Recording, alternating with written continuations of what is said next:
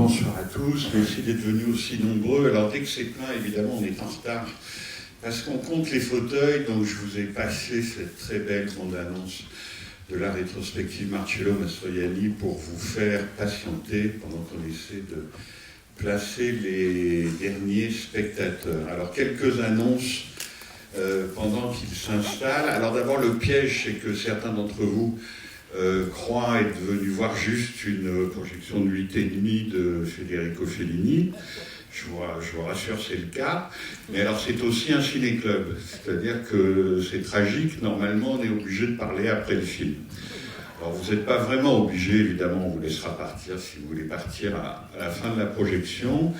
Et de ce point de vue, quand même, Bernard Benoliel, qui s'occupe beaucoup de transport en commun, c'est sa spécialité, me signale que la ligne 14 marche normalement. Ce qui est rare, hein, quand même. Donc jusqu'à 1h du matin. Donc vous voyez, on a tout le temps. Donc vous n'avez pas vraiment de prétexte pour partir à l'issue de la projection. Il y aura des métros.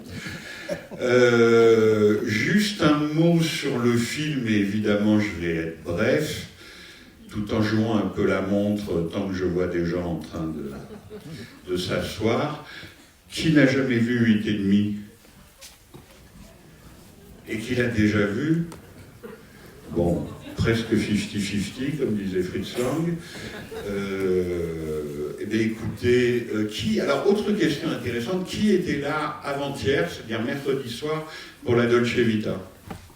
Ah oui, vous êtes nombreux. Alors ça sera un peu plus facile pour vous, pour ceux qui connaissent bien la Dolce Vita, parce que les deux films sont vraiment indissolublement liés, c'est-à-dire que, en un mot, la Dolce Vita avait été littéralement un triomphe critique, commercial, un triomphe de scandale aussi, évidemment dans l'Italie de 1960. Et ça s'était soldé aussi par quand même une crise intime assez profonde pour Federico Fellini, qui ne savait plus exactement où il en était avec tout ça.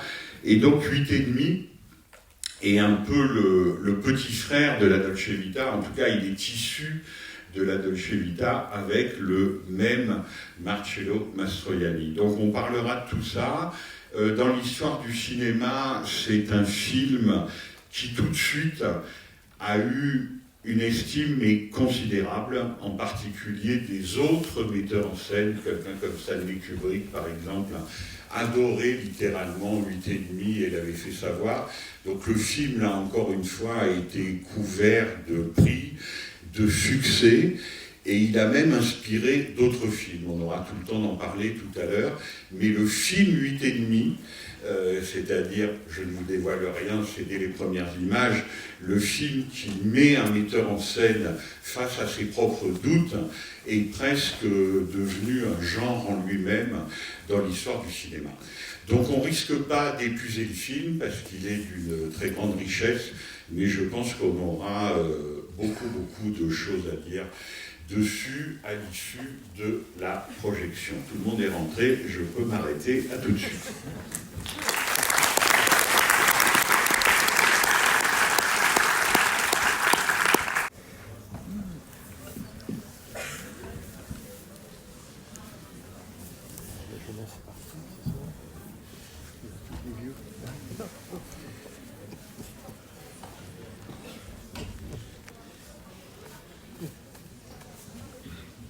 Tu vois Bernard, faut pas s'inquiéter. Ils ne sont pas pressés de partir.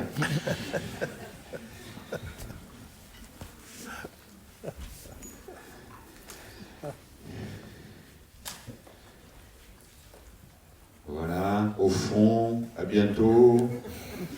Demain, après-demain.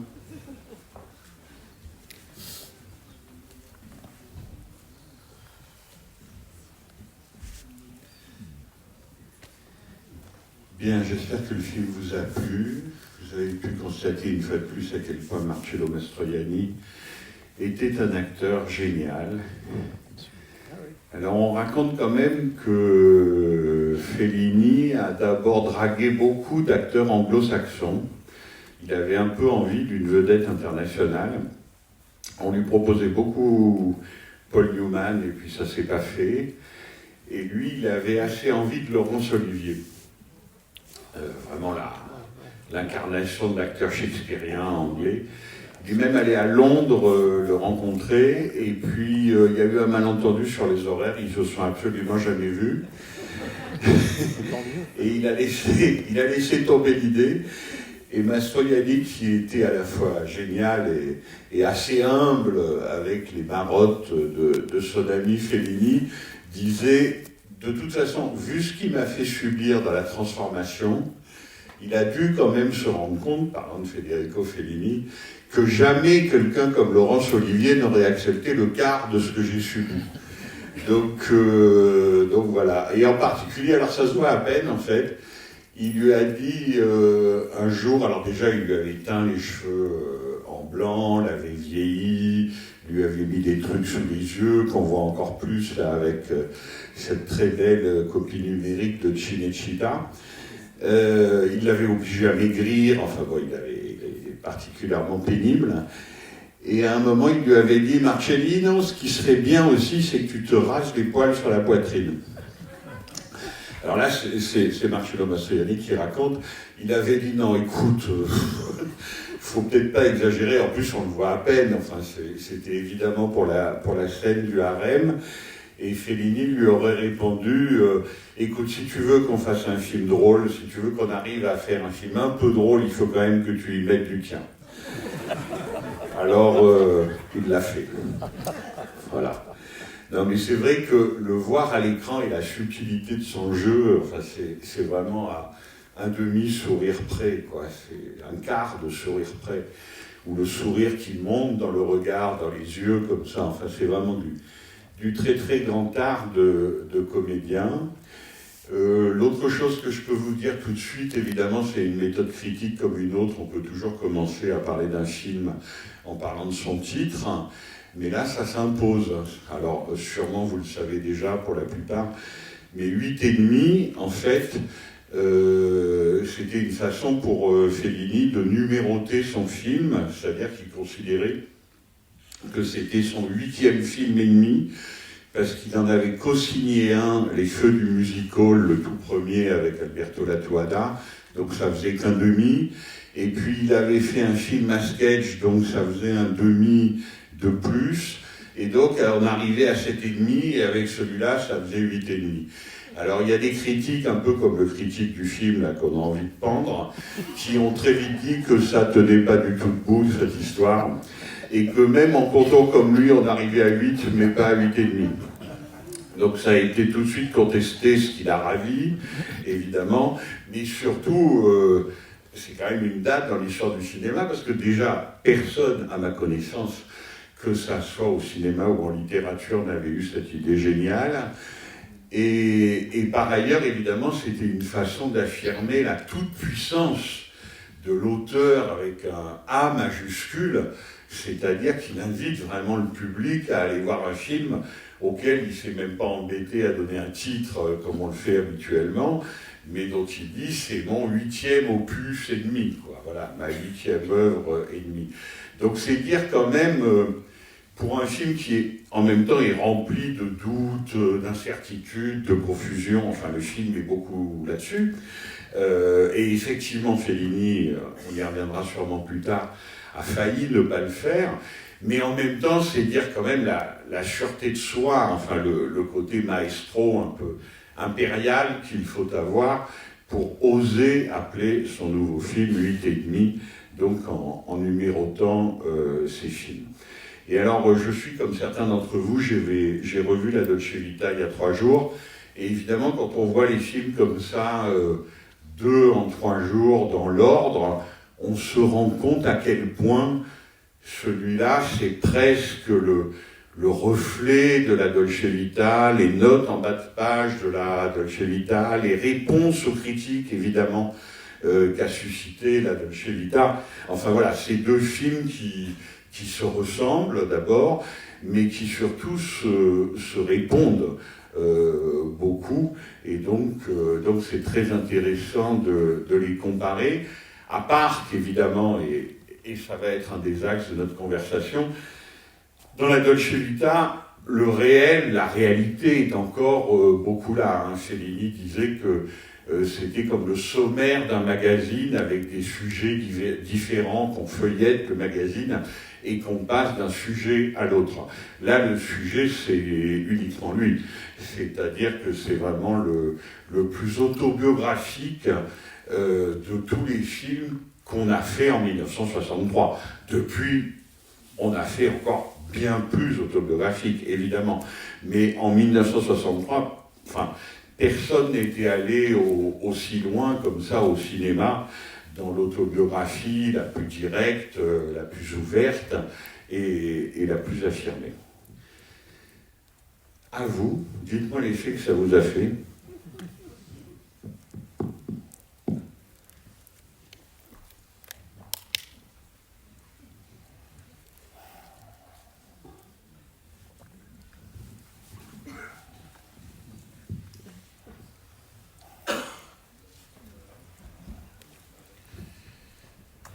Là-haut.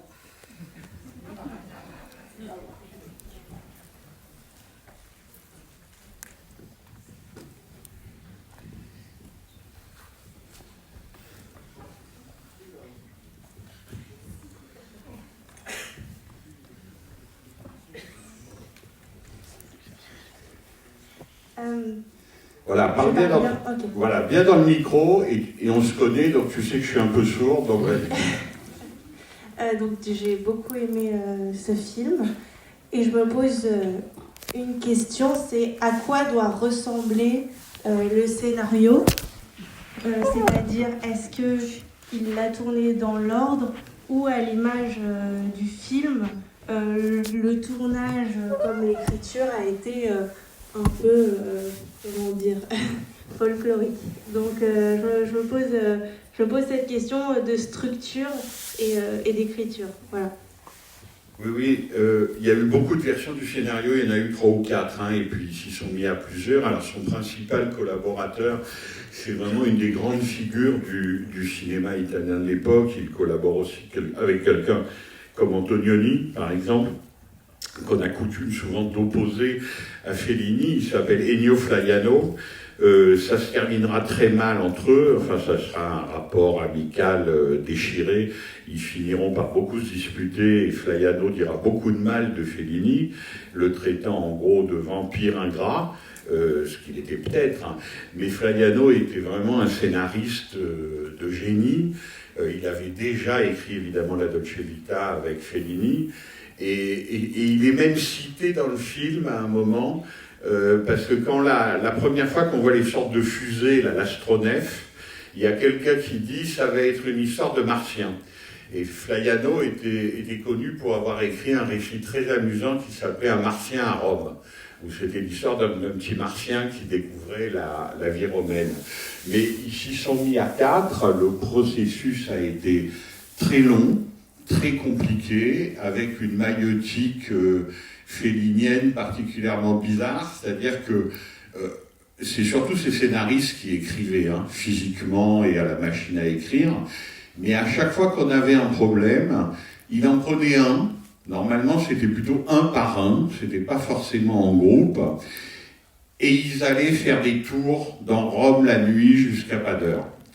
C'est-à-dire que, par exemple, la scène avec Claudia Cardinal, où ils vont se promener en voiture, avec l'apparition de Claudia, Fellini avait coutume de faire ça avec ses scénaristes, vraiment de tourner en voiture la nuit dans Rome, dans les environs de Rome, et d'essayer de parler du problème scénaristique, de récit qu'ils pouvaient avoir, jusqu'à ce qu'ils arrivent à le résoudre. Alors là, il n'est plus là parce qu'ils ont déjà commencé à se disputer, mais un des scénaristes jamais crédités de Fellini pour les films d'avant, c'est Pier Paolo Pasolini, avec lequel il s'entendait très très bien jusqu'à ce que là encore il se fâche. Et pareil, ça pouvait être d'interminables conversations jusqu'à ce qu'on arrive à quelque chose. Donc pour le scénario, c'était un processus laborieux, et particulièrement laborieux pour ce film-là, et un processus qui était à la fois collectif, puisqu'ils sont 4, mais qui en même temps est fondé vraiment sur la relation de Fellini à chacun. Alors on raconte aussi qu'il avait attribué les dialogues des personnages à chaque scénariste. Alors là, je n'ai pas le détail, mais c'est facile à trouver dans les livres. Il y a tellement de livres sur 8,5. Mais donc, chacun des scénaristes devait faire parler un personnage, et en particulier devait faire parler une femme différente. Ce qui était une façon comme ça de les distinguer. Et sur le tournage lui-même, comme le précédent film, c'est interminable. Ça nous paraît aujourd'hui d'un luxe fou, mais c'est des tournages qui durent 5 mois. 4-5 mois, donc c'est vraiment très très long, ça coûte très très cher, c'est à 90% en studio à Cinecittà, il n'y a presque rien qui est en décor réel, même des choses dont on se dit c'est bizarre, et ça aussi évidemment ça serait une conversation sur le cinéma de Fellini, c'est bizarre de les construire en studio, mais pour lui c'était pas bizarre du tout, ça allait de soi. Donc une des rares scènes qui n'est pas en studio, c'est un bled dont j'ai oublié le nom, mais que je peux retrouver dans les environs de Rome. C'est justement la scène avec Claudia Cardinal qui est bouchée comme ça avec une église au fond. Ça, c'est par exemple, c'est un décor extérieur naturel, réel. Tout le reste, quasiment, c'est du studio. Et bien sûr, c'est pas du tout tourné dans l'ordre. C'est-à-dire que c'est selon les plans de construction, avec un génial chef opérateur. Alors il faudrait que je dise son nom, parce que lui, il est vraiment important, et il a été couronné d'Oscars, de prix, etc. Voilà, c'est peut-être le collaborateur avec les scénaristes le plus important de Fellini. Il s'appelle Pietro Gherardi, c'est lui qui est le décorateur et le costumier, et évidemment son importance est capitale dans ce genre de système. Je donne juste un exemple, je ne sais pas si ça vous a frappé, dans une des séquences des flashbacks, quand le petit Guido, donc c'est très mal comporté avec cette sorte de créature étrange au bord de la mer à qui il demande de danser et de se déshabiller un peu, il arrive dans une pièce où il y a 3 confessionnaux. Alors, vous êtes jeunes, pour certains d'entre vous, vous n'avez jamais vu un confessionnal de votre vie, mais en gros, ça ressemble à ça. À part que c'est collé dans les églises contre les murs, c'est pas au milieu de la pièce. Donc, il y a 3 confessionnaux qui ressemblent vraiment à des corbeaux noirs, 1, 2, 3, qui sont posés au milieu de la pièce avec les murs tout blancs. Ben ça, c'est Pietro Gherardi, et le génie d'inventer ce type de décor. Et évidemment, un film comme 8,5, qui est fait, qui est tissé comme ça de visions successives, dépend beaucoup de ce type de trouvailles. Voilà, j'espère que j'ai à peu près répondu. Oui, merci. Et alors, sur le côté hésitation, et puis je vous passe la parole, monsieur, je vais juste vous dire ça parce que c'est Fellini, mais vraiment juste avant de s'y mettre. C'est dire à quel point, quelque chose dont on ne peut pas douter, disons, c'est la sincérité absolue du film. Donc juste avant de s'y mettre, il est vraiment prêt à tout arrêter, il va pas bien, et donc il écrit à son producteur. Alors son producteur, c'est le gros monsieur en blanc, qui est assez inquiet dans le film, et qui a des raisons d'être inquiet, et qui dit à la starlette qui l'accompagne, tu manges ta glace et tu te tais. Et qui dit aux journalistes à la fin, la plupart de vos questions sont hostiles, mais je vous assure que mon cinéaste va très bien. Donc le producteur dans la vie, il s'appelle Angelo Rizzoli, et c'est un très important producteur du cinéma italien. Et voilà ce que lui écrit Federico Fellini. « Cher Angelino, je me rends compte que ce que je m'apprête à te dire mettra un terme définitif à nos rapports de travail. Notre amitié aussi sera aussi mise à dure épreuve. J'aurais sans doute dû t'adresser cette lettre il y a 3 mois, mais encore hier soir, j'espérais que j'y arrive, or je n'y arrive pas. » Et Fellini raconte que quand il était en train d'écrire cette lettre de renoncement, où il annonçait à son producteur qu'il n'allait pas faire le film, que donc là, exactement comme là, on pouvait déconstruire les décors et que rien ne se ferait, il raconte « La troupe et de nombreux acteurs avaient déjà été engagés, les décors étaient en phase de construction. Du petit bureau où j'écrivais la lettre, j'entendais le bruit des marteaux des menuisiers. Alors pourquoi battre en retraite, renoncer à tout, m'enfuir? Que s'était-il passé? Simplement cela, je n'avais plus aucune idée du film que je voulais réaliser. L'émotion, son essence, le parfum, l'ombre, l'éclat de lumière qui m'avait séduit et fasciné avaient disparu. Ils s'étaient envolés, je les avais perdus. Pourtant, la grande machine productive s'était mise en branle. Rendez-vous, contrat, plan de production, planimétrie, devis. Mais moi, dans mon bureau minuscule, je n'arrivais pas à retrouver mon film, il n'était plus là. Si toutefois il n'avait jamais existé, il était désormais disparu. C'est à ce moment que commence le récit de la lettre que j'étais en train d'écrire à Rizzoli. J'en étais à la moitié lorsque j'ai entendu la voix rude du cadreur Menicuccio crier mon nom. De la cour de l'immeuble, il me demandait de le passer dans le studio, car Gasparino, un autre technicien, y fêtait son anniversaire. Il offrait un verre de mousseux aux collègues et il aurait bien aimé que le dottore, c'était pas encore maestro, c'était dottore, que le dottore soit présent. Me voilà donc au studio, entouré de tous les menuisiers et des techniciens. Les cadreurs, les ouvriers peintres m'attendaient avec un verre à la main dans la grande cuisine de la maison de la campagne de ma grand-mère. C'est dans le film, reproduite en studio. Donc les studios étaient déjà construits.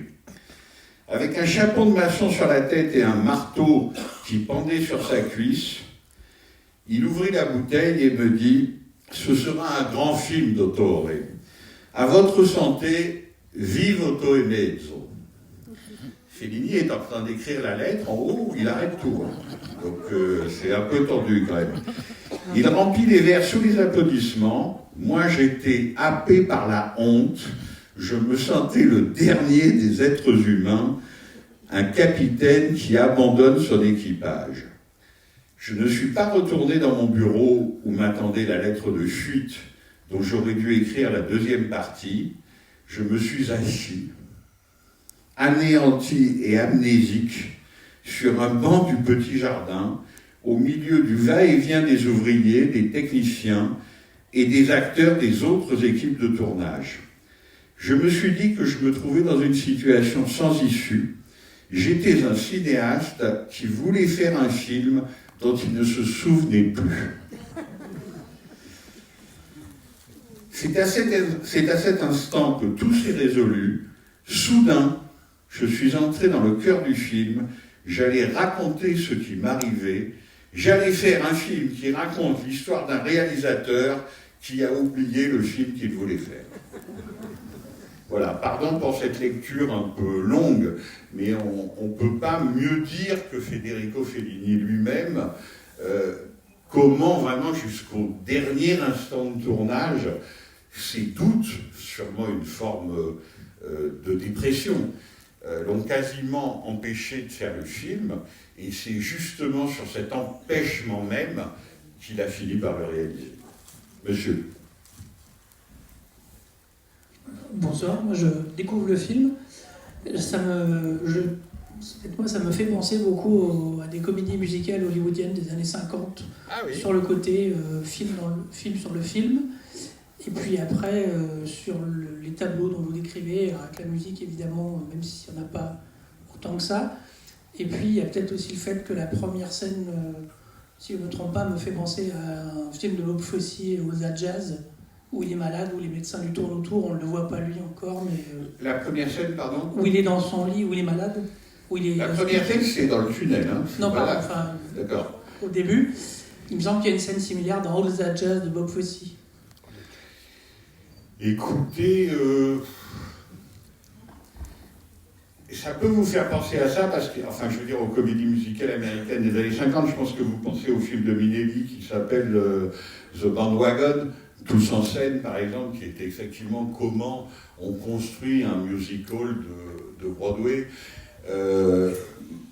Maintenant, je ne suis pas très sûr, parce que la vérité, c'est que nous, Français, on s'y fera jamais vraiment, mais Federico Fellini a un rapport au cinéma américain qui est quasiment inexistant.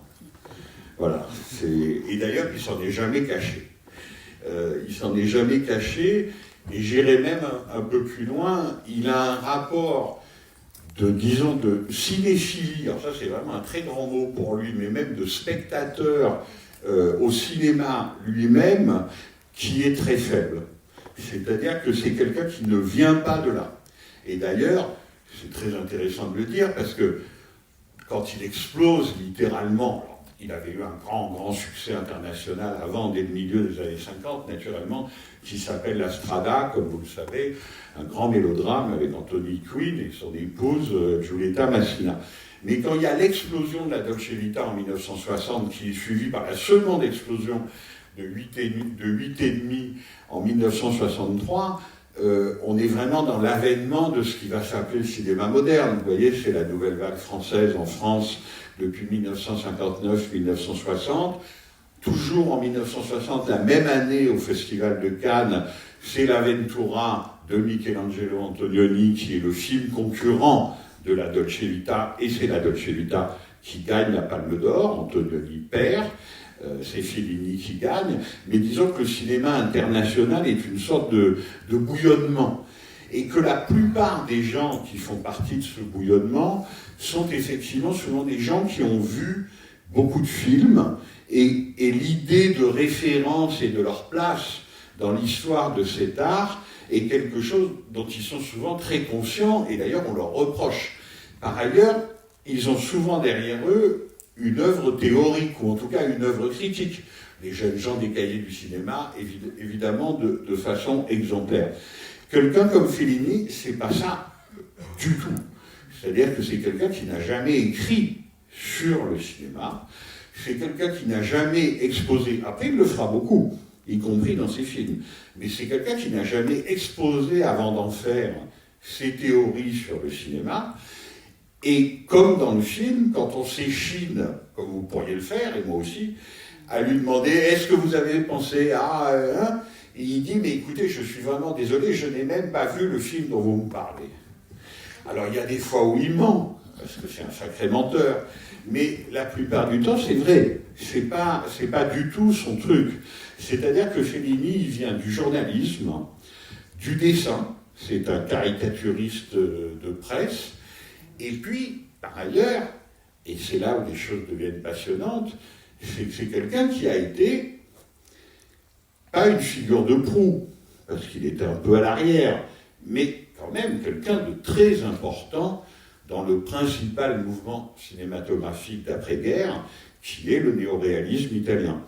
C'est-à-dire que Federico Fellini, et c'est difficile à croire, quand on voit 8,5, c'est quelqu'un qui a coécrit Rome ville ouverte et Paisa de Roberto Rossellini. C'est quelqu'un même qui a été acteur chez Roberto Rossellini et qui a donné la réplique à Anna Magnani. Donc si vous voulez, le néoréalisme, pour aller très vite, pardon pour les gens qui n'auraient pas vu les films dont je parle, c'est quelque chose qui en Italie est absolument incontournable. Enfin, c'est l'éléphant au milieu de la pièce, quoi. On ne peut pas y échapper, en gros, de 1944, justement, à cette fin des années 50, où des gens comme Antonioni, un peu avant lui, et Fellini, vont le foutre cul par-dessus tête. Et évidemment, on est toujours trahi et détruit par les siens. C'est-à-dire qu'on ne pouvait pas dire à Fellini « Tu n'as rien à voir avec le néoréalisme. » Mais comment ? J'ai écrit Rome ville ouverte. On ne pouvait pas dire à Antonioni « Tu n'as rien à voir avec le néoréalisme. » Mais comment ? J'ai fait Jean Dupeau avant tout le monde. 42-43. Donc voilà. Donc Fellini, c'est quelqu'un qui change. C'est une véritable métamorphose cinématographique. Et les films où il rompt de façon, mais alors éclatante, définitive, et on ne peut pas s'y tromper, c'est justement le duo La Dolce Vita 8,5. C'est-à-dire que là, il dit, le cinéma que nous avions fait était sûrement passionnant, mais c'est terminé. Et par ailleurs, alors ça je ne vous l'ai pas dit tout de suite parce que sinon c'est décourageant, plus personne n'ose parler, forcément, déjà que 8,5, bon. Vous avez quand même peut-être constaté que c'est un film qui parle de lui tout le temps. C'est rare quand même à quel point un film est méta, comme on dit aujourd'hui. Vraiment, il est en train de parler de lui-même tout le temps. Alors ça peut arriver. On peut dire qu'avant lui, il y a des films qui parlaient d'eux-mêmes, y compris à Hollywood, pourquoi pas. Et puis bon, il y a eu Citizen Kane. En revanche, ce qui est quand même nouveau, et je pense que le cinéma n'a jamais reproduit à ce point-là depuis, et ne l'avait jamais fait avant à ce point-là, c'est que c'est un film qui répond par avance à tout ce qu'on peut lui dire. Et ça, c'est quand même très très fort. C'est-à-dire que si vous regardez bien le film, il est fait de telle façon que, par exemple, vous suggérez la comédie musicale. Il va vous répondre, bah oui, bien sûr, le spectacle. Bien sûr, c'est quand même des gens qui finissent par tourner en rond sur une scène de cirque. Donc oui, le spectacle, le musical de Broadway, qu'est-ce que c'est d'autre? C'est le spectacle, avec les néons, les projecteurs, etc. Et le film est d'une intelligence absolument redoutable, il est presque retors. C'est-à-dire que Flaiano, Fellini et les deux autres ont compilé tout ce qu'on leur a dit au moment de la Dolce Vita. Et la Dolce Vita est un film qui a été vu beaucoup en Italie, 8-9 millions de spectateurs, ce qui est dément. Pour un film quand même difficile, qui dure 3 heures, enfin, c'est vraiment beaucoup. 8,5, 3 millions de spectateurs en Italie, c'est dire la force du cinéma de l'époque quand même, couvert de prix jusqu'à Moscou, Los Angeles, les Oscars, etc. Et les scénaristes ont tout noté. Alors ça donne des trucs à hurler de rire sur le catholicisme. Alors, est-ce que votre film est catholique? Vous êtes de quel parti? Et alors, vous allez encore nous faire un film sans espoir? C'est génial le début. Avec le médecin, alors ça il faut se tourner vers les Italiens de la salle, il paraît qu'il a un accent toscan à couper au couteau. Mais ça, je ne suis pas assez fort en italien pour m'en rendre compte. Tu n'es pas d'accord, Renato? Pas tant que ça. Bon. Le médecin qui lui dit alors, encore un film sans espoir? Bon, ça, c'est vraiment bien. et donc, le film répond comme ça, non seulement à toutes les objections qu'on pourrait lui faire, mais aussi, évidemment, à ce que je viens de dire. Je ne suis pas plus malin que le film, de loin. Donc, quand je dis qu'il s'agit de changer le cinéma, c'est dans le film. C'est-à-dire que l'épouvantable critique français, alors lui il est français, il n'y a pas de doute, il est joué par un acteur français, bien connu de nos services, qui était une figure comme ça de la vie romaine, et que Fellini transforme en un emmerdeur épouvantable qui lui colle au basque, d'ailleurs motif très félinien qui reviendra dans beaucoup de films, toujours l'emmerdeur, un peu le type perché sur l'épaule qui dit des trucs à l'oreille, et à un moment le critique français lui dit: écoute, par rapport aux autres arts, le cinéma a 50 ans de retard. Mais ceci dit, ils le mettent dans la bouche d'un emmerdeur, parce qu'ils sont malins, mais c'est un peu ce que pensent Fellini et Flaiano. C'est-à-dire, il est temps... Attends, il n'y a qu'une seconde. Mais toi aussi, tu es dans le film, donc tu as le temps. Donc, tout est prévu. Enfin voilà, il y a ce côté-là dans le film, c'est le film qui a réponse à tout. Et évidemment, je ne suis pas le premier à m'en apercevoir, tout le monde s'en est aperçu. Et c'est aussi ce qui explique sa fascination durable. C'est-à-dire, vous parlez du musical américain des années 50, sur l'utilisation de la lumière, par exemple, sur le côté aveuglant, presque, de ces lumières blanches qui sont d'un antinaturalisme total. C'est-à-dire qu'il éclaire comme un fou tout le temps, mais pas les mêmes parties du plateau. Et par exemple, si vous faites cette réflexion, il vous dira: ah ben oui, regardez les films, il y a des projecteurs partout.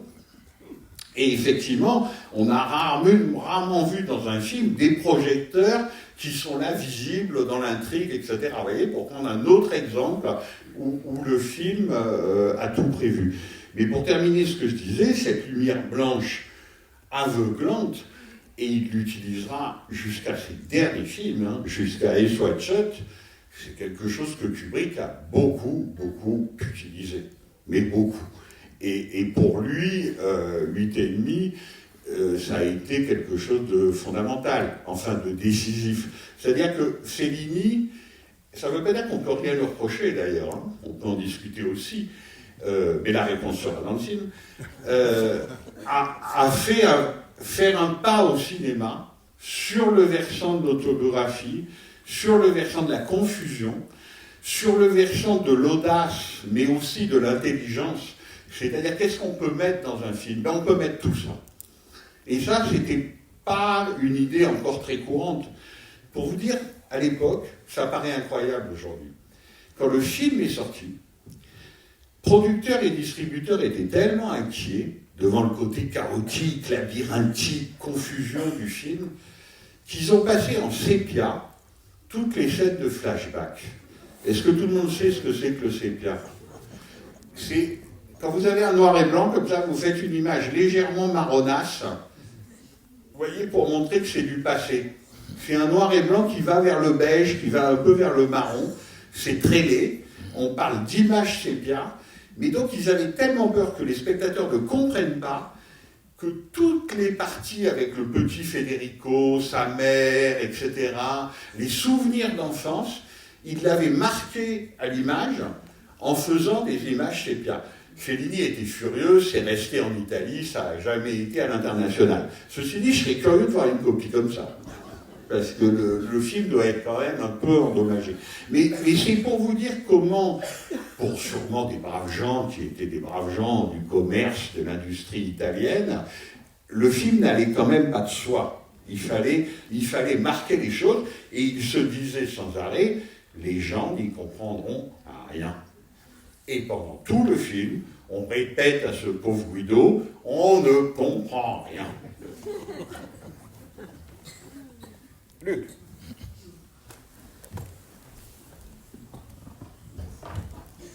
Excuse-moi de te reprendre, mais le Jean Rougeol, c'est pas un critique, c'est un script docteur. Et dès le début, il conteste tous les éléments du scénario, et chaque fois que le scénario semble un petit peu évoluer, non, c'est important. Oui, hein. mais c'est aussi quelqu'un qui fait, enfin, c'est dit entre les lignes, qu'il lui arrive aussi d'écrire. Hein. Il n'est pas qu'un script doctor. C'est aussi quelqu'un qui écrit dans les journaux. Voilà. Mais alors, on est bien d'accord, merci de m'avoir rappelé son nom parce que je l'avais oublié. Il s'appelle Jean Rougeol, mais ce qui est drôle, c'est que là aussi, c'est une mise en abîme, évidemment, et une réponse.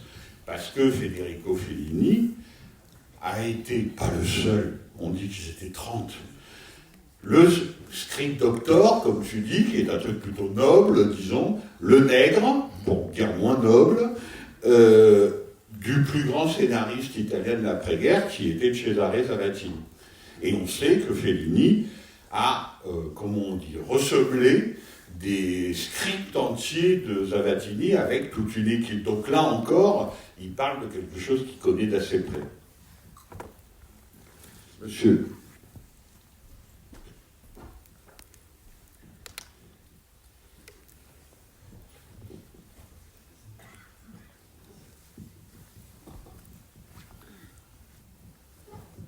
Oui, pour moi, c'est le film de Fellini, celui-là. Alors, à mon sens, il y a une différence avec la Dolce Vita, c'est que dans la Dolce Vita, il y a des scènes tout à coup qui débouchent hors du réalisme. Il y a la fameuse scène du miracle qui est un peu folle. Il y a la scène finale. Mais là, ce qui est assez passionnant, c'est qu'on commence par... avec la fameuse scène de l'embouteillage. On commence par un rêve. Et oui, on commence par un rêve. Ouais. C'est quelque chose qui est quand même, qui était, je peux vous le dire, déroutant. Malheureusement, vu j'ai l'âge d'avoir vu le film à la sortie, je ne peux pas vous dire que j'avais tout compris la première fois. Mais ce qui est sûr... Ça va mieux. Je l'ai revu plusieurs fois depuis, peut-être d'ailleurs le même compte que Fellini autour du 8, mais... même si vous ne l'avez vu qu'une fois, j'avais gardé ce souvenir de cette première scène et évidemment de la farandole finale. Bon, rien que ces deux séquences-là sont absolument inoubliables, je pense, même si on ne l'a vu qu'une fois. Alors maintenant, je ne sais pas si vous allez confirmer aussi à propos de la farandole finale. Jean Gilly raconte que c'était une scène qui n'était pas prévue, que ça devait se terminer en mettant tous les personnages dans un train de luxe qui partait vers on ne sait quelle destination. Et c'est tout à fait vrai, je vous réponds rapidement. On voit quand même ce pauvre Guido se tirer une balle dans la tête. sous la table. Mais bon, c'est pour de la fausse, quoi. En fait, il ne se suicide pas vraiment. Dans la première version de Fellini, il se suicidait vraiment. Il se retrouvait effectivement dans un compartiment, dans un wagon luxueux de train, où tous les personnages du film l'attendaient en blanc. Voilà, c'est-à-dire comme la couleur de la robe, qui fait très robe d'infirmière d'ailleurs, de Claudia Cardinal dans le film. Et donc il n'y avait pas de doute, là pour le coup il n'y avait pas de doute, il était mort, et on l'accueillait, je ne sais pas, comme dans un film américain pour le coup, au paradis, et tous les gens qu'on avait vus dans le film étaient là. Tout le monde a dit, la production, les scénaristes, les amis de Fellini lui ont dit, écoute, c'est pas possible. Tu fais un film sur la confusion de la vie, sur le désordre, sur le chaos. Le personnage se suicide, il se retrouve au paradis, il y a quelque chose qui ne va pas. D'abord, c'est trop sinistre, et puis c'est pas cohérent. Et donc Fellini en a convenu, il l'a remplacé par la ronde des personnages qu'on connaît, et ce qui reste de l'idée du train, c'est qu'ils sont en blanc. C'est-à-dire que si vous faites attention, il y a les clowns qui mènent la danse quand on les voit arriver, mais il y a le petit garçon qui est en uniforme d'écolier. Vous savez qu'il y avait un uniforme noir et la veste noire des petits écoliers italiens des années 20 et 30, d'avant-guerre. Et là, il est en blanc. Donc lui, comme les autres et comme tous les personnages, sauf le héros principal, est en blanc. Donc c'est effectivement ça qui est resté, oui. Ce que je voulais ajouter aussi, c'est que, j'ai dit, pour moi, c'est le film de Fellini. Je pense qu'aucun de ceux qui suivront n'arriveront à ce niveau-là. Ça serait un bon sujet de discussion. Et notamment, je dois dire, parce qu'on n'en parle pas toujours, évidemment, il y a Marcello Mastroianni, ça c'est incontestable, mais il y a dans celui-là 2 personnages ou 2 images féminines comme on n'en retrouvera jamais. Le personnage de Louisa, je trouve, interprété par Anouk Aimée, est absolument magnifique pour moi dans ce film. Et évidemment, il y a cette image de la femme rêvée, de la femme idéale, qui apparaîtra d'abord à la source thermale, avant d'arriver véritablement elle-même lors de la présentation des bouts d'essai. Et ce sont 2 images féminines, je trouve, extraordinaires et très rares hein, dans le. Alors évidemment, vous allez me dire, avant, il y avait la... Je ne vais rien vous dire du tout, on a bien compris. Oui, voilà. oui, donc je vous réponds, si vous permettez, et je vous interromps, rendez le micro, merci. Non, je plaisante, voilà, mais que ça ne tourne pas au monologue. En fait, je suis assez d'accord avec vous. Moi, je trouve, 8,5 est pour moi le sommet de l'œuvre de Fellini. J'ai du mal ensuite à aimer autant les films que celui-là. Donc je partage votre sentiment là-dessus. Maintenant, partager votre sentiment ne suffit pas. C'est-à-dire qu'il faudrait expliquer pourquoi.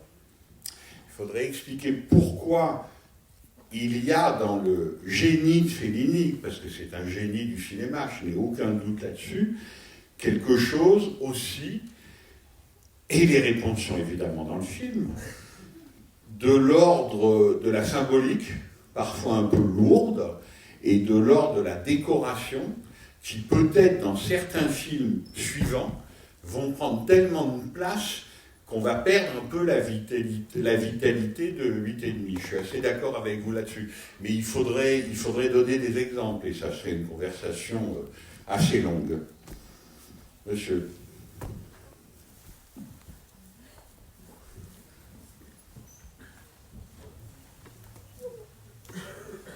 Oui, bonsoir.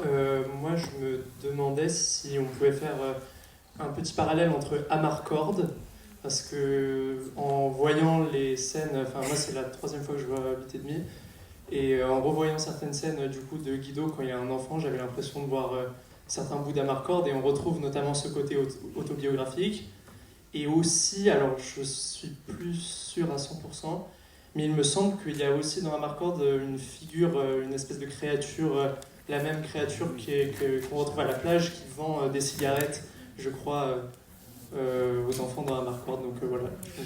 Oui, vous avez absolument raison. D'ailleurs, ça infirme ce que j'aime dire, parce que je pense que j'aime Amarcord autant que 8,5, donc c'est pas tout à fait vrai.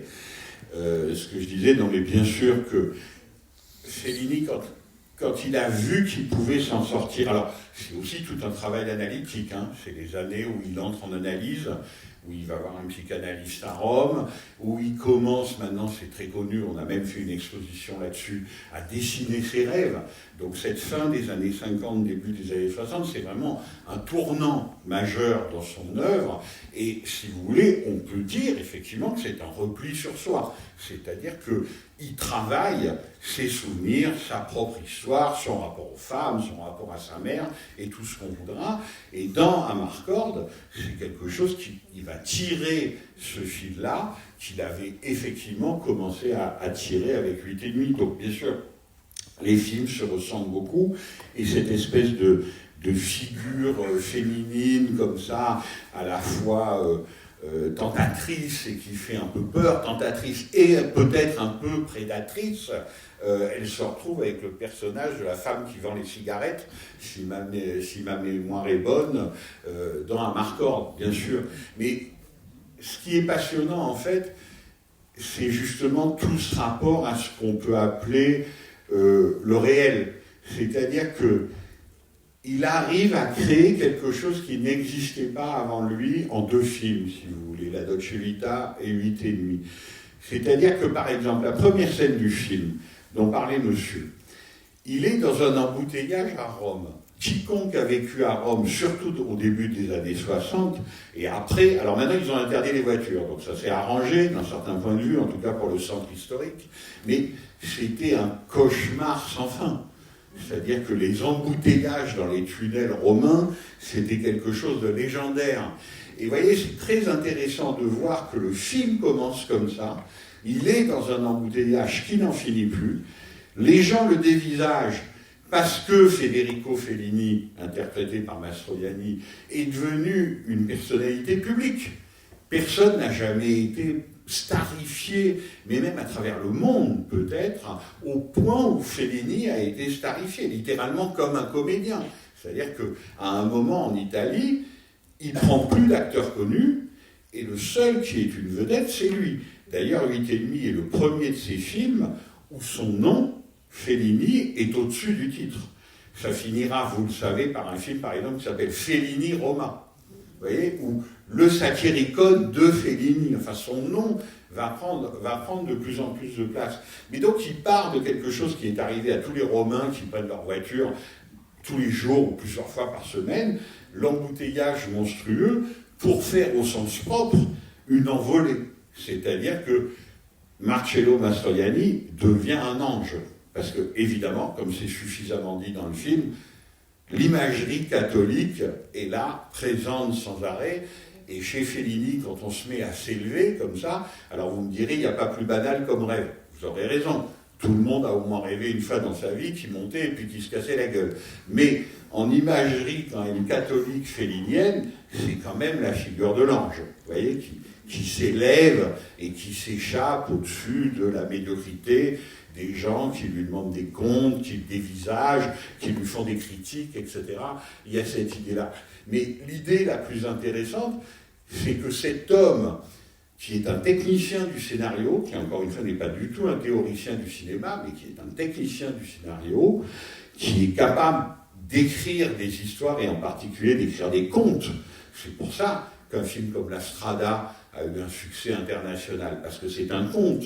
Donc c'est plus du tout déjà la réalité néo-réaliste. Vous voyez, c'est pas la caméra qui enregistrerait quelque chose, un état de fait, des événements. C'est que soit on raconte la réalité comme un conte, ça c'est plutôt les films des années 50, à un moment, la réalité, on la transforme complètement, tout en disant que c'est elle, ça c'est la Dolce Vita. Alors le meilleur exemple de ça, c'est que la Dolce Vita, c'était une célèbre avenue à Rome, qui s'appelle toujours, mais il n'y a plus rien, la Via Vittorio Veneto, où on faisait la belle vie, où il y avait les starlettes, les paparazzis, etc. Est-ce que vous pensez que pour la Dolce Vita, Federico Fellini a tourné Via Vittorio Veneto? Mais pas un plan, pas une image. Alors que Rossellini, lui, il y serait allé, et il aurait tourné là.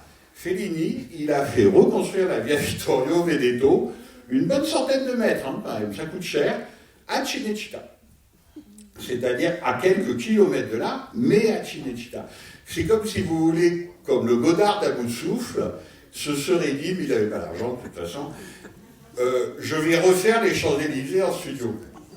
Je vous dis ça, c'est absurde ce que je vous raconte, mais je vous dis ça pour vous faire sentir la différence essentielle, fondamentale de cinéma. Vous voyez, et pourtant c'est des films absolument contemporains. La Dolce Vita, c'est 1960, à bout de souffle, c'est 1960. Le rapport au réel est quelque chose de totalement différent. C'est-à-dire que pour que ça intéresse Fellini, il faut le malaxer, le transfigurer, le recréer, en faire un décor de théâtre, en faire un décor de cinéma, en faire du spectacle. Alors, les amis romains qui passaient leur vie à Vittorio Veneto, étaient très impressionnés à l'époque. Mais ils se foutaient un peu de sa gueule aussi. Parce qu'ils lui disaient, mais en fait, Federico, tu sais bien que la via Vittorio Veneto, elle est comme ça. Vous pouvez y aller, vous descendez, vous montez, quoi. Mais c'est pas une rue plate. Or, dans la Dolce Vita, c'est plat. Parce qu'il y a beaucoup de choses que vous pouvez faire à Cinecittà, sauf ça. Ça, c'est compliqué à faire, parce que là, il faut se mettre à fixer les décors des cafés, à caler les bagnoles. Il faisait aussi rouler les voitures, hein, vous voyez. Donc, voilà, c'est là où il y a un changement, mais vraiment de paradigme dans le cinéma, qui est impressionnant. C'est-à-dire que jusqu'à ces années-là, et jusqu'à ces deux films-là qu'on a vus en 3 jours, on pouvait dire que quand même, l'essence réaliste du cinéma, le côté enregistrement, le côté témoignage depuis la Seconde Guerre mondiale. On parle quand même d'une Europe en ruine et des plus grands massacres de l'histoire de l'humanité. Donc il y a des choses à raconter sur le réel, il y a des choses à montrer, il y a des choses à capturer. Ça dure à peu près 15 ans. Et bien sûr, ça survivra ailleurs, autrement. Mais pour l'Italie, c'est une révolution dont on n'a même pas idée. Vous voyez ce que je veux dire? C'est-à-dire qu'il s'était quand même gorgé de néo-réalisme qui était presque le nouveau catéchisme cinématographique. Pas au début, évidemment, quand c'était vraiment un mouvement révolutionnaire, mais à un moment, les choses finissent par se figer. Vous voyez, et on devient néo-réaliste presque par habitude, par crainte de se faire engueuler, etc. Fellini et ses petits copains, ils ont dynamité ça. Littéralement dynamité ça. Alors après, évidemment, on peut discuter. Par exemple, effectivement, est-ce qu'on aime le cinéma symbolique ou pas? Ça c'est une bonne question. Alors, ce film-là, il n'y a que des symboles, mais même la Dolce Vita, ça se termine par une sorte de monstre marin qui s'échoue sur la plage et qui, de toute évidence, représente quelque chose. Et peut-être plus tard, quand il fera des films comme Elana Veva, par exemple, où il y a un rhinocéros en fond de cale, on pourra peut-être reprocher à Fellini, tout en reconnaissant son génie, de lui dire « Est-ce que vous ne vous gavez pas de symboles ?» Et évidemment, c'est dans le film. Vous avez vu? C'est-à-dire qu'on lui dit ça. T'en as pas marre de ces symboles à 4 sous, etc. Ça aussi, c'est prévu. C'est-à-dire que, d'une certaine façon, il y répond. Mais son cinéma est quand même une entreprise de détachement, si vous voulez, du réel et de l'idée quand même d'enregistrer au moins une partie du réel, même si évidemment c'est une représentation, et d'en rendre compte.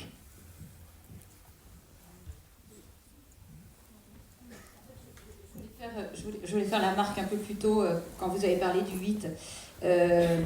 Il me semble que c'est une boucle aussi. Ça y est, je vous vois. Il me semble que c'est une boucle aussi, le 8.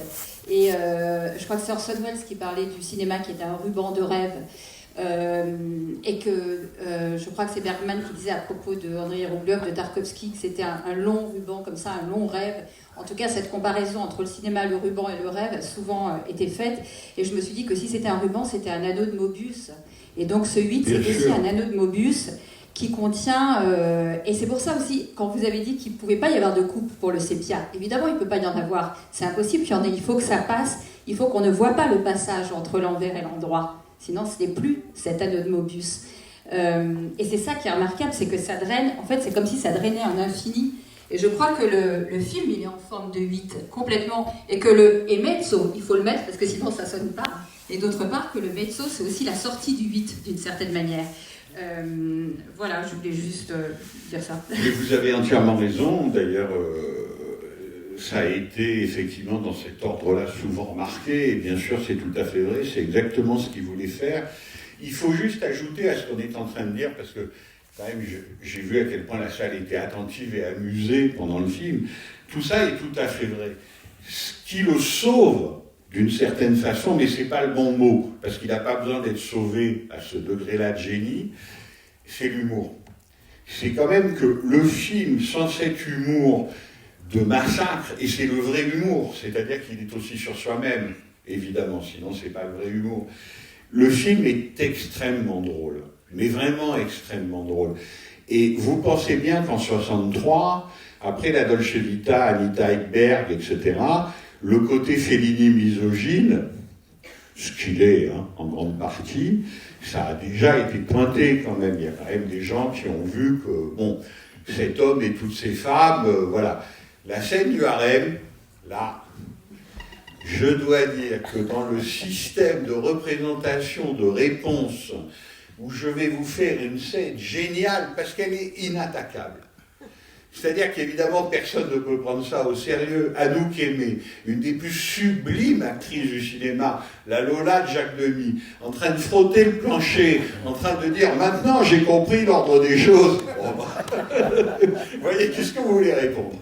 Et c'est un truc, ça, pour le coup, à chaque fois que je le vois, avec le rythme, la musique de Nino Rota, le jeu de Mastroianni, où je pense que Fellini le tenait quand même, parce que Mastroianni était une superstar, il était une superstar avant la Dolce Vita, mais alors après la Dolce Vita, il était vraiment une superstar. Donc il était bien gentil d'attendre les caprices de son ami Fellini, qui enfin se décidait à tourner un film.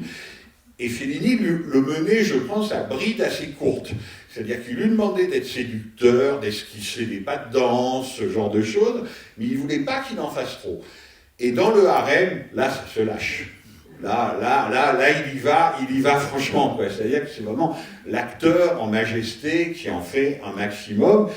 Et évidemment, la façon dont c'est fait, c'est une destruction du Latin lover, du machisme, de tout ça, mais vraiment pierre sur pierre. Et d'ailleurs, la scène est génialement faite. C'est-à-dire qu'elle commence par le café des bains, vous voyez, dans la ville des Thermes, où l'épouse légitime est furieuse de la présence de la maîtresse. Elle dit ces 4 vérités au héros, et il faut voir comment c'est écrit, c'est-à-dire que c'est imparable ce qu'elle lui dit. Elle lui dit, tu es un lâche, tu es un menteur, et en plus tu es un menteur nul. Et tu vis avec ça. Et donc il y a un moment où il ne peut tellement rien répondre à l'évidence de sa faiblesse, qu'il rêve qu'elles vont se rencontrer et devenir copines. Vous avez remarqué?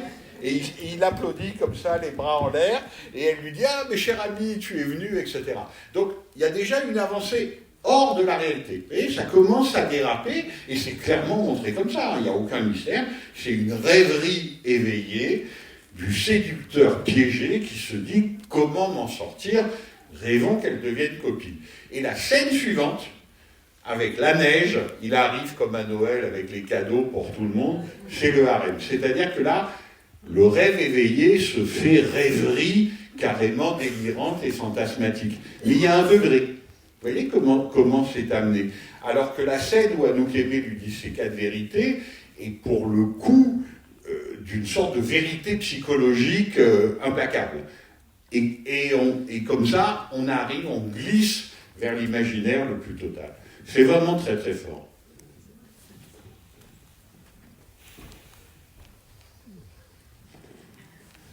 Bonsoir. Ça marche?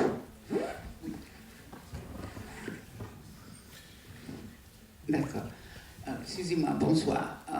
J'ai bien aimé de revoir ce film. J'avais des morceaux que j'avais oubliés.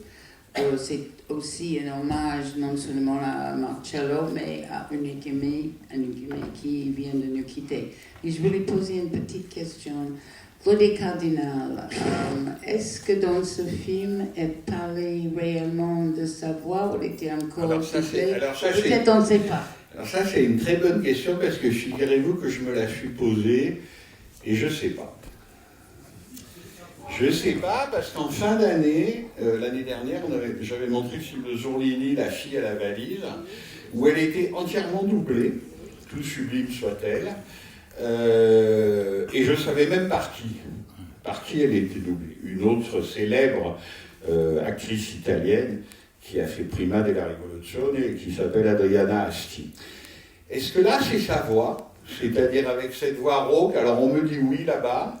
C'est une Italienne de Tunis, Coda Cardinal, comme Sandra Millot d'ailleurs. Vraiment, les plus belles filles du monde étaient des Italiennes de Tunis. Maintenant, on le sait. On me dit que oui, on cherchera pour être sûr. Voilà. En tout cas, c'est pareil. Je ne dis pas du tout qu'il a cherché à la séduire, et puis en plus, Coda Cardinal, tout le monde sait que c'était pas trop le genre. Mais il a passé beaucoup de temps avec elle. Fellini, je veux dire, il a passé beaucoup de temps avec elle pour lui dire ce qu'il attendait d'elle, c'est-à-dire ce degré d'apparition, la dernière chance en fait. C'est non seulement la jeune femme sublimement belle, etc., mais ça c'est banal, c'est des fantasmes assez machistes pour le coup. En fait, c'est pas ça, c'est la dernière chance du héros. Soit tu saisis cette chance, soit tu meurs. Voilà, c'est simple. Et bien sûr, c'est une dernière chance purement fantasmatique et imaginaire. Donc il fallait une actrice capable de jouer ça. Et être belle ne suffit pas pour jouer ça. Il faut arriver à incarner la vie même à l'écran. Et elle le fait sublimement bien. Et je dois dire, le plan où elle est assise, vous avez vu, sur la porte cochère, avec ses jambes serrées, extraordinaire. Extraordinaire. C'est-à-dire que pour le coup, elle est tout sauf offerte. Mais alors vraiment, c'est-à-dire que voilà, viens me chercher et tu en es bien incapable, mon pauvre ami. Alors est-ce que c'est sa voix? Bon, Jacques et Renato disent que oui, donc on dira que oui, et Luc aussi, mais on vérifiera. Mais ça, c'est parce que je ne suis pas assez bon italianiste. Vous voyez, quand on comprend parfaitement une langue, on entend aussi si c'est la voix des acteurs ou pas, comme en Italie, c'est tellement important, beaucoup plus qu'en France, on entend les accents. Vous voyez, et souvent, les Italiens doublaient tout le monde. Alors Fellini doublait tout le monde. C'est devenu légendaire, il faisait dire les numéros à ses acteurs, etc. Bon, tout le monde sait ça. Mais c'est surtout que les accents italiens sont tellement forts que, par exemple, Stefania Sandrelli, elle nous a raconté ici même qu'elle avait été doublée pendant 20 ans, parce qu'elle avait un accent de la Toscane maritime, littéralement à couper au couteau, et que dans les autres salles du nord de l'Italie, les gens étaient morts de rire. Vous voyez, c'est comme un acteur français qui ne serait pas Rému, s'il est Rému, bon, mais qui ne serait pas Rému, et qui voudrait devenir une star en ayant l'accent marseillais. Eh bien, Yves Montand, moi j'entends son accent marseillais parce que ça me crie à l'oreille, parce que je suis moi-même méridional.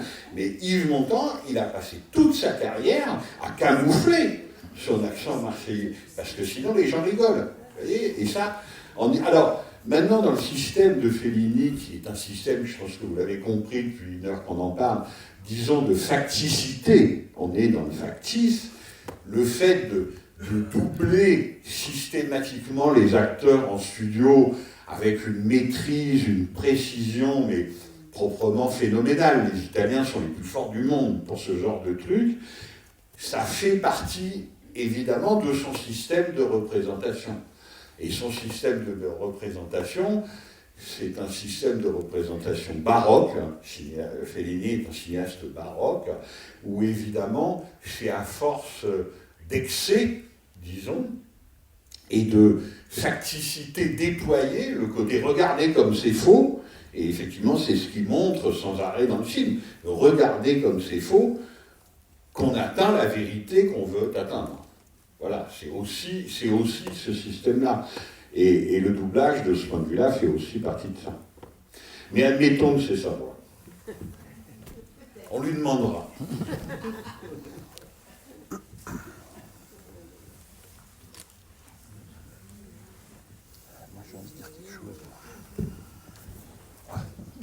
Attends, viens passer.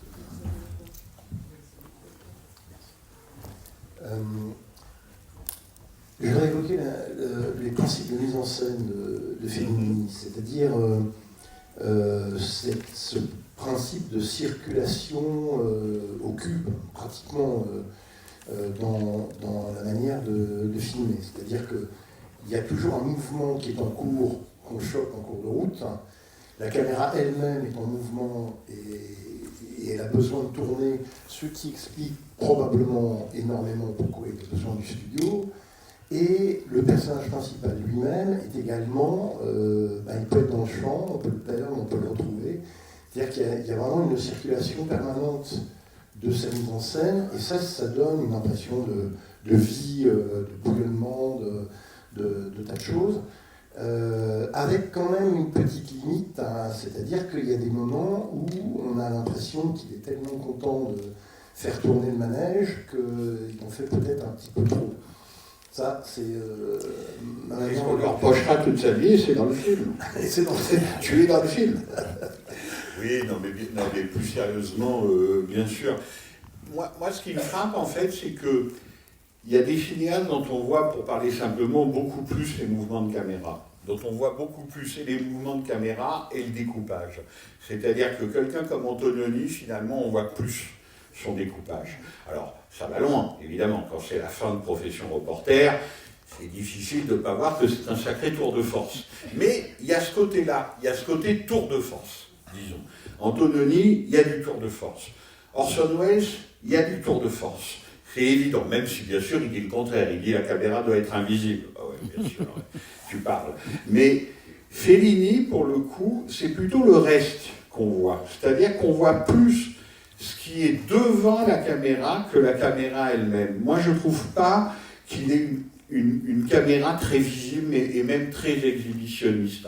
C'est-à-dire que c'est fait en sorte, et c'est coupé, effectivement, et monté en sorte que ça soit toujours fluide, mais qu'il n'y ait pas forcément un mouvement de caméra qui se détache, disons. Ou alors il faut que tu me le dises, mais c'est pas évident. En revanche, évidemment, ce qui est montré à l'image, comme c'est du spectacle, comme c'est du musical, comme c'est du cirque, comme c'est de l'intime, disons, mis au risque de la représentation la plus spectaculaire. Par exemple, souvent au cinéma, quand on commence à parler de choses intimes, de rêves, etc., c'est la brume, c'est l'obscurcissement. On est plus dans l'obscurité, les ténèbres, etc. C'est plutôt ça la tradition. Fellini, ce qui est extraordinaire chez lui, c'est que plus il raconte des choses intimes, plus c'est éclairé. C'est-à-dire qu'il éclaire littéralement, alors je vois Renato Berta qui me regarde, j'espère que je ne dis pas trop de bêtises, mais il éclaire comme un fou, quoi. Et ça se voit, enfin il devait avoir chaud, hein. C'est quand même. Et alors en plus, il éclaire de façon d'un antinaturalisme brutal, presque. C'est-à-dire qu'il ne s'agit pas du tout que jamais la lumière soit d'un vague réalisme sur les sources de lumière, sur la nuit et le jour, sur les endroits obscurs, pas du tout. C'est-à-dire que j'ai presque l'impression qu'il éclaire comme au cirque, comme au théâtre et comme au musical, c'est-à-dire que parfois, il fait presque des ronds sur ce qu'on doit regarder. Tu vois, dans la façon d'éclairer le plateau, il se débrouille que ce qui l'intéresse, ce qui doit être au premier rang, doit être absolument suréclairé. C'est quelque chose même d'étonnant. Alors il y a des gens qui ensuite, dans le cinéma, ont fait ça de façon beaucoup plus visible encore. Un des exemples les plus célèbres, c'est Casino de Scorsese, où tu as carrément un rond de projecteur dans l'obscurité, dans les scènes de nuit, contrairement à tout réalisme, un rond de projecteur sur ce qu'on doit montrer. Mais ceci dit, Scorsese est un très très grand admirateur de Fellini et de 8,5, donc c'est pas impossible qu'il y ait pensé. Mais à la limite, son défaut, mais c'est pas un défaut, son système de représentation passe quand même plus par, disons, l'ordonnancement du spectacle devant la caméra, me semble-t-il, que les prouesses de la caméra elle-même, où je le trouve au fond assez discret. Si, je veux juste rajouter autre chose, c'est